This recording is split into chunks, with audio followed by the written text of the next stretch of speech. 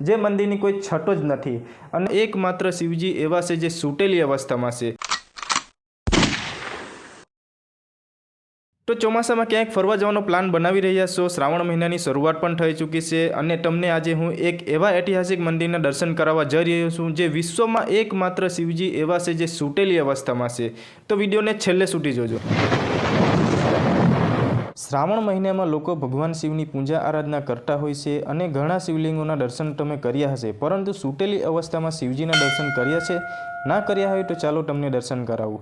વલસાડ શહેર એટલે આરામ અને શાંતિનું શહેર। કદાચ શિવજીએ પણ પોતાના આરામ માટે વલસાડ શહેરને પસંદ કર્યું। 800 વર્ષ પહેલા વલસાડમાં આ મંદિરની સ્થાપના થઈ હતી। મંદિરની ખાસિયત એ છે કે મંદિર ઉપર કોઈ છત નથી, તેમજ સૂર્યના કિરણો શિવલિંગ ઉપર પડે છે, જેના કારણે સૂર્યના કિરણો સતત શિવલિંગનો સ્પર્શ કરતા હોવાથી તડકેશ્વર મહાદેવ મંદિર તરીકે પ્રસિદ્ધ થયું। 1994માં જીર્ણોદ્ધાર કરી 20 ફૂટના ગોળાઈનો ઘુમ્મટ ખુલ્લો બનાવ્યો। આ મંદિરની માન્યતા એ છે કે વર્ષો પહેલા અહીંના જંગલોમાં ગાયો ચરાવતા ગોવાળિયાએ એક ગાયને સ્વયંભૂ દૂધની ધારા વહાવતી જોઈ તે ગામના લોકોને જાણ કરતા તેઓએ તે જગ્યા ઉપર તપાસ કરતા એક મોટી પથ્થરની શિલા નજરે પડી હતી।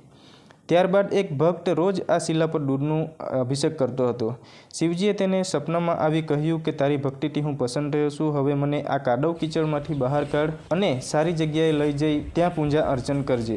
ભક્તની લાગણીનું માન રાખી ગામજનોએ સાથ આપ્યો અને શિલાની ફરતે ખોદકામ શરૂ કર્યું। તો ખોદકામ કરતાં ખબર પડી કે આ પ્રતિમા 6 થી 7 ફૂટ લંબાઈ ધરાવતી હતી અને તેને બળદગાડામાં ત્યાંથી લવાઈ અને આજના સ્થળે તેની સ્થાપના કરાઈ। તો દોસ્તો, શ્રાવણ મહિનામાં અહીંયા ખૂબ જ મોટો મેળો પણ થાય છે અને મહાશિવરાત્રિના દિવસે પણ ખૂબ જ મોટો ભવ્ય મેળાનું આયોજન અહીંયા કરવામાં આવે છે। તો તમે શ્રાવણ મહિનામાં ક્યાંક ફરવા જવાનું વિચારી રહ્યા છો તો તડકેશ્વર મહાદેવ મંદિરના દર્શન કરવાનું ભૂલતા નહીં અને કમેન્ટમાં હર હર મહાદેવ લખતા જજો।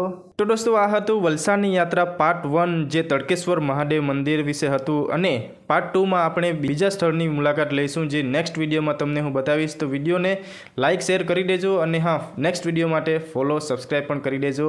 હર હર મહાદેવ, જય હિન્દ, જય ભારત।